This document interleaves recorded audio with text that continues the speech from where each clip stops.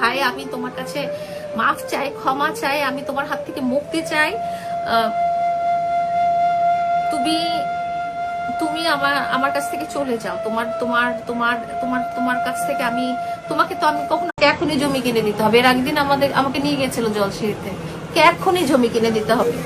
তো ওই ছবি কোনো ব্যাপার, আমার আমার জীবনের কাছে, আমার সন্তানদের জীবনের কাছে, আমার ব্যক্তিগত জীবনের কাছে এই ছবি টবি এগুলো আমার কাছে আসলে কোনো ব্যাপারই না। আমি তোর সাথে আমি বলতে পারি না। আমাকে ছবি পাঠানো হয়েছে, আমাকে যেহেতু ছবি পাঠানো হয়েছে, মামুনের ছবি হয়তো পাঠানো হবে, অন্য কারো ছবি তো আর আমাকে কেউ পাঠাবে না। আমাকে ছবিগুলো পাঠানো হয়েছে, একজন দুজন মানুষ আমাকে ছবিগুলো পাঠিয়েছে। আসলে আমি এবং প্রথম যখন সবকিছু দিতে পেরেছিলাম, প্রথম যখন সবকিছু নিতে পেরেছিল যখন, তখন কিন্তু কখনো খারাপ কিছু বলে নাই। তখন বলছে লাইলা শুধু অফিসে যায়, পার্কে হাঁটে আর বাসায় থাকে।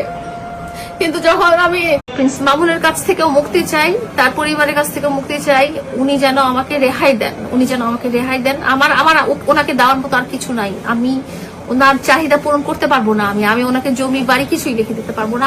আমার আর ক্ষমতা নাই। আমার দেশবাসীর উদ্দেশ্য করে আমি বলতে চাই যে আপনারা আমাকে মাফ করবেন, যে আমার খুব একান্ত ব্যক্তিগত ব্যাপারগুলো আপনারা আমাকে ক্ষমা করবেন, যে একান্ত ব্যক্তিগত ব্যাপারগুলো এইভাবে লাইভের মাধ্যমে, সামাজিক যোগাযোগের মাধ্যমে পুরো দেশের। প্রিন্স মামুনের সাথে কত সালে বিয়ে হয়েছিল এবং কি উপলক্ষে আপনারা বিয়েটা করেছিলেন, কি অঙ্গীকারনামা দিয়েছিল আপনাদেরকে প্রিন্স মামুন?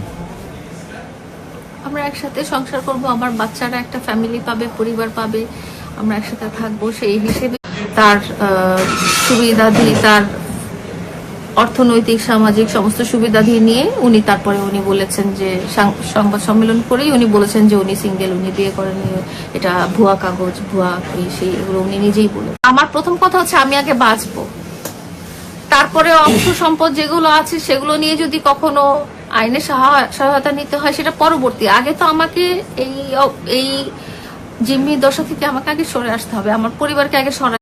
অনামিকা ঐশীর সাথে প্রিন্স মামুনের কতদিন ধরে সম্পর্ক, আপনি কিভাবে জানলেন? ছবিগুলো আমাকে অনেক আগেই পাঠানো হয়েছে।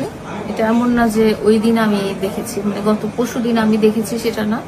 আমি ওর কাছে ফিরতে না হয়, তো ও বারবার ফিরে আসছে, বারবার কোনো কিছু দাবি করছে, বারবার কোনো কিছু দাবি করছে।